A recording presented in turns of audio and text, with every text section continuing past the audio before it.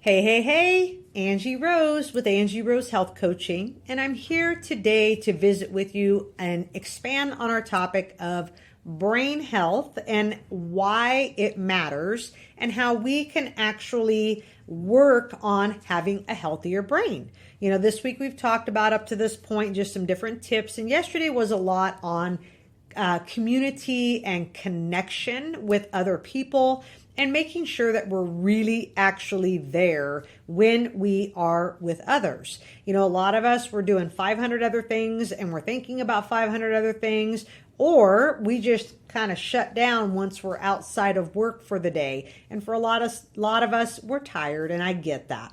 But brain health this month is the topic. We talked yesterday about our new ebook that I'm giving away called the Brain Bingo Challenge. You can go back on my Facebook page and find the link. I will make sure that I add it as well to this to see that you guys have a chance to download it, all right? And take a look at how to keep your brain more active and why it matters. So yesterday we talked a little bit about community and being around others. And I just want to expand on that today. I think as we get older, and especially if you're in more of that retirement age, it's about figuring out how to connect with others that are outside of our home. I work with a lot of older women, some men here and there, but mostly women that as they get older, we start getting a little more lonelier because we're home more, we're not out as much, we're moving a little slower, all of us, and I am too. But when we look at our brain health, what I want you to understand is social interaction and community are key. They're key. So whether it is going to church every Sunday morning, whether it is getting involved in a Bible study, maybe it's reaching out to a friend weekly. I'm in church every Sunday myself, and most Sundays try to be. But also like every Thursday, I go for lunch with my best friend. We're both busy business people, and we both have a lot of stuff on our plate, but it is scheduled into our week on Thursdays for us to go for lunch.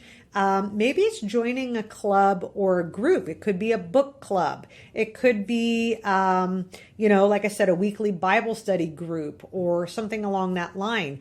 But also thinking about group classes for exercise. Maybe it's exercise classes. What I have found and what I really, really love is the ladies that do come, and we teach class. I teach at 6 o'clock on Monday, Tuesday, Wednesday, Thursday. There are all kinds of opportunities coming up in the next few weeks that we're going to add as well. But what I find with these ladies is they become friends. They have something in common. They're showing up. I'm kicking their butt. They're all moaning and groaning, but they keep coming back because they enjoy the community. They enjoy the opportunity to work together, and it just makes it fun. Right? It does make it fun when you're doing things with other people. And, the last thing I want to share about brain health and community is staying committed to showing up, right? Because sometimes life happens, and let's say, for example, you miss church for a couple weeks because you go on vacation, then you get home and now you're picking stuff up and you got to get stuff back on track, and then you miss another week, and then before you know it, 3 months goes by and you haven't been to church, or you haven't been to your Bible study, or you haven't been to the gym, or you haven't been to your exercise class.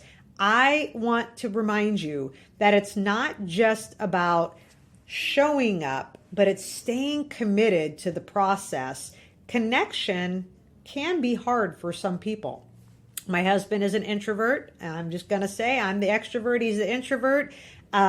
He struggles with this very, very much. Meeting new people, going new places makes him very nervous, which I pull him out of that bubble quite a bit. But he laughed and said this week, I said, after I talked about yesterday not really wanting to go out and play game night, he said, well, maybe I'm rubbing off on you just a little bit. I said, I think we're rubbing off on each other.